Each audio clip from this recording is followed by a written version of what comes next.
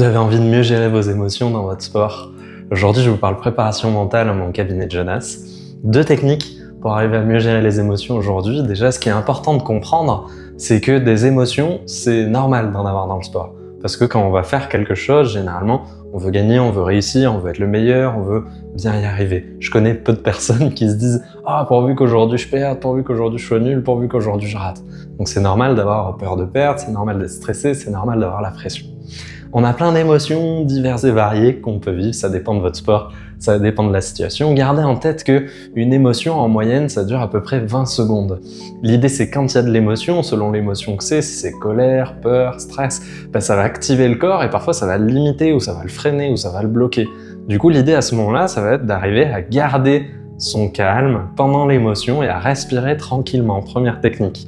Je garde en tête que l'émotion c'est court, donc du coup pendant que l'émotion est là, je respire calmement.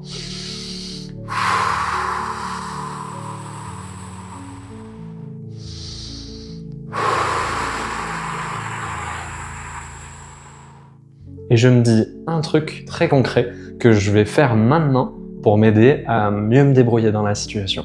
Ça, c'était la première technique. La deuxième technique, vous me direz en commentaire ce que vous avez préféré comme technique.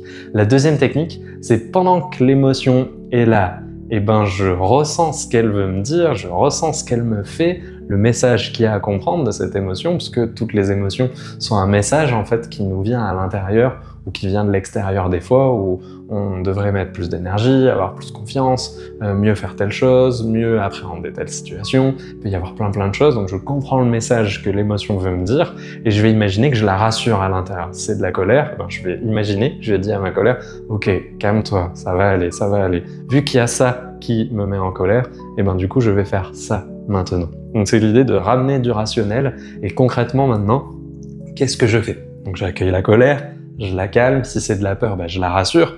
Ok, ça fait peur, d'accord, c'est normal d'avoir peur. Ok, qu'est-ce que je peux faire pour me sentir plus en confiance? Si je suis en colère, ok, qu'est-ce que je peux faire pour être un peu plus calme? Ou qu'est-ce que je peux faire pour mieux y arriver?